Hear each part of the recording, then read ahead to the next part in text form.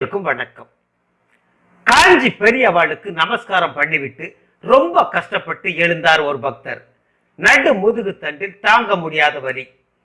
நடு முதுகுல பயங்கரமா வலி. பெரியவா எல்லா வகை வைத்தியமும் பார்த்தாச்சு, ஒன்னும் கேட்கல. பணம் கரைஞ்சதுதான் மிச்சம், வலி போகல. பெரியவா தான் இதை குணப்படுத்தணும் என்றார். அவர் முகத்தில் வேதனை தெரிந்தது. உடனே பெரியவாள், முன்னெல்லாம் செக்குல ஆட்டின நல்லெண்ணெய் தேய்ச்சி கொஞ்சம் ஊற வச்சு வெந்நீர்ல சீக்காயோ அரப்போ தேய்ச்சி குளிப்பா. இப்போ அவசரம், எண்ணெய் தேய்ச்சி குளிக்கவே டைம் இல்லை. சனி நீராடுன்னு ஸ்கூல்ல படிக்கிறதோட சரி, அதை ஃபாலோ பண்ணணுங்கிறது மறந்து போச்சு. அரப்பு சீயக்கா பொடிக்கு பதிலா தலைக்கு தேய்ச்சிக்க என்னென்னவோ வந்திருக்காம்.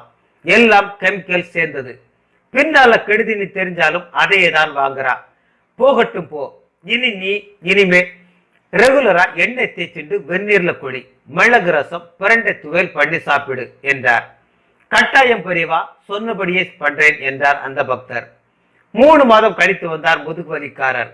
வலி போய்விட்டதாம். எண்ணெய் தேய்ச்சி வெந்நீர்ல குளியல், மிளகு ரசம், பிரண்டை துவியல், இந்த 3 சேர்க்கை பற்றி யார் ஆராய்ச்சி பண்ணினால் என்ன? பெரியவா சொன்ன சிம்பிள் வைத்தியம் கைமேல் பலன் கொடுத்திருந்தது. மேலும் பெரியவா திருவாக்கிலிருந்து சில கருத்து டிப்ஸ். வீடுகள்ல 3 எண்ணெய் எப்பவும் இருக்கணும். 1 நல்லெண்ணெய், விளக்கேத்த, சமையல் பண்ண, எண்ணெய் தேய்ச்சி குளிக்க. 2 விளக்கெண்ணெய், வருடத்தில் 2 தரம் காலையில வெறும் வயிற்றுல குடிச்சா வயிறு சரியாக இருக்கும்.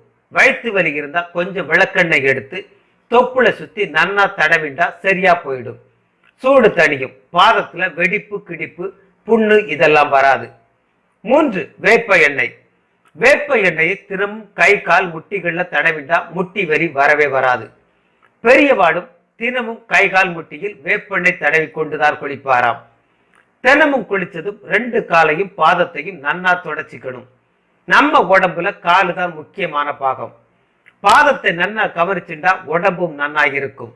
ராத்திரி படுக்கிறதுக்கு முன்னாடி பாதத்தை நன்னா அலம்பிண்டு ஈரம் போக தொடச்சிட்டு படுத்துக்கணும்.